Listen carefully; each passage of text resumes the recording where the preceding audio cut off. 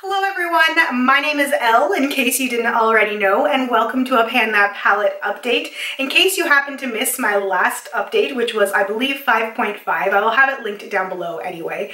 But you will notice, if you take a quick peek right now at what my palette looked like then, that it looks totally different than the x9 palette that you buy. And that's because I repressed 3 shadows into 3 empty spots that I had, because I previously finished 3 shadows from the x9 and repressed 3 into it. So in that update, I explain everything, but basically it was to make the palette more cohesive. So this is what my palette looks like now, and as you can see, I have finished 2 of those repressed shades, and I have pan on sketch. So I did hit that goal, so I'm pretty happy about that. I did not finish anything else besides 2 of the repressed shadows, and I do have a huge bit of pan showing on the 3rd shadow that I repressed. So for this update, I'm going to take you through shadow by shadow and explain briefly how I used each shade. Alright, so we'll start at the top here. We'll start with Thunderstruck, which was one of the shadows that I had repressed into this palette. This is from Kat Von D, and I have been using this mostly as a highlighter, a brow bone and an inner corner highlight, and sometimes on my lid. For my eye look today, so I filmed this yesterday, and then I ended up looking at the footage and I had lipstick all over my teeth. Not just a little bit of lipstick, a lot of lipstick. So I at first wanted to recreate the look that I had done in that video because I really liked it, but then I just felt like I needed a little bit of color, so I went a bit of a different route. But I still sort of used the same general formula, which was a lot of sketch and embark, the burgundy and the brown in this palette, and then I used Thunderstruck on my lid a little bit, just sort of to give it a little bit more shine, because in the look I did yesterday was a very matte with a little bit of glitter on the lower lash line, and today I decided to do Thunderstruck everywhere. So I'm really glad I added Thunderstruck in, because it's been really useful having a shade that I can quickly grab to highlight very easily, and most of the looks I've been doing with this palette have been fairly subtle, honestly, for my standards anyway, and for daily makeup. A lot of the stuff I've been doing has been variations of looks like this. I've been trying to do winged eyeliner more. I've been trying to practice it, because the only way you can get better at something is by practicing it. So I've been trying to do it daily. And let me tell you, that is some feat at 6 o'clock in the morning, but I've been sticking with it because practice makes perfect, and I hope my eyeliner will just keep getting better. Anyway, the next 2 shadows I will talk about at the same time, Poppy Seed and Quarry. I can probably also throw in Hoe into this mix, because they are all very similar. Now, Poppy Seed is obviously a lot lighter, and I have a lot less left of Poppy Seed. It's taking me a long time to finish Poppy Seed, because I tend to use it with a fluffy crease brush. I will occasionally put it on the inner portion of my eye, so if I do this sort of tape method sharp angle eye thing, which is really, really easy for me to do with the darker outer corner and the lighter inner corner, on the daily I will usually put something like Poppy Seed there, and I will do about 2/3 of my eye with Poppy Seed, and then about 1/3 the outer portion of my eye with a darker shade. Lately it's been Sketch, because I've been feeling burgundy, and I feel like I don't need a whole lot of product for stuff like that, so it's taking me a long time to use that. And then Quarry and Hoe are interchangeable. There is very little difference between the 2 shadows,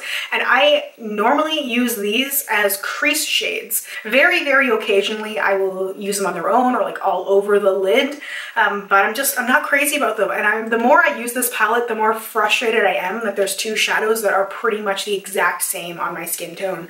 So not a huge fan of these, honestly, and I'm frustrated with myself at how long it's taking me to finish them. But it's because I don't gravitate towards them that much, because I like a warmer crease, and so these just haven't been doing it for me.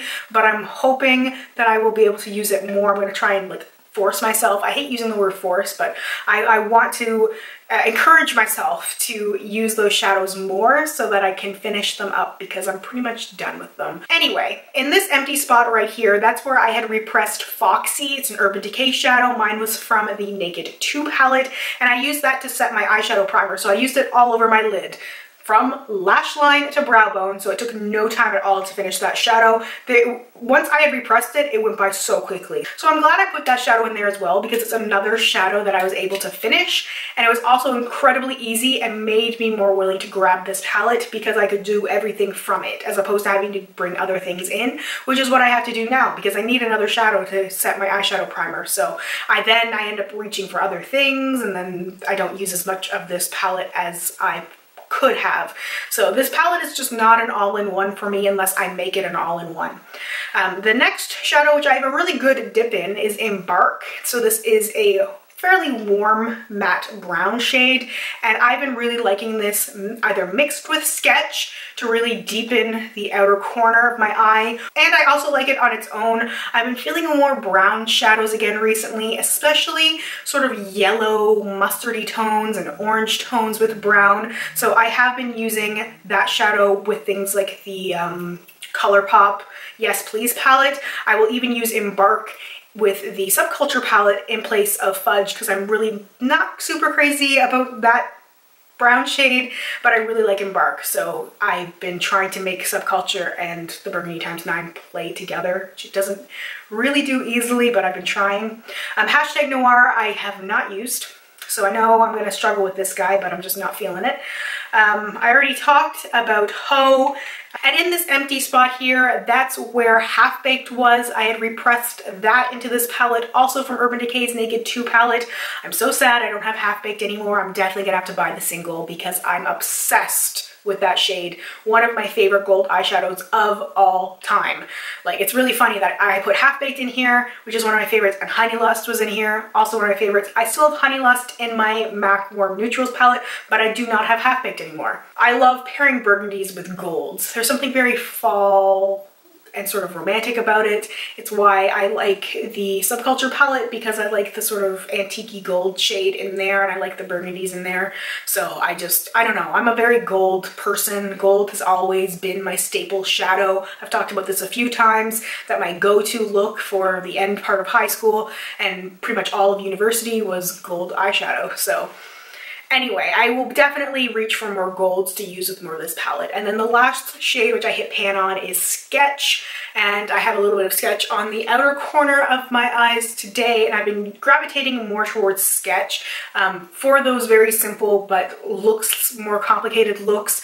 Because when I do the angled shadow, darker blended into the lighter with the winged liner, it takes me like all of 20 minutes to do my full face, and it looks like I spent a lot more time on my makeup, which is why I like doing that, and Sketch has been really great for that. I will also like Sketch all over my eye. I mentioned that a few times, using Sketch with an eyeliner as a base. There was something in my hashtag 365 days of samples where I was using that Bobbi Brown liner as a base and then Sketch on top of it, and it was just so good to smoke it out. But honestly, with that liner, I did not need to use Sketch that much, but it definitely helped me use it because as of my last update, I had like a subtle dip, but now I have a decent amount of pan. It's not a speck, the pan is growing, and you will see because of the size of the pan, I actually have used more around the entire pan as opposed to just a certain spot, which tends to happen with my larger shadows. I will focus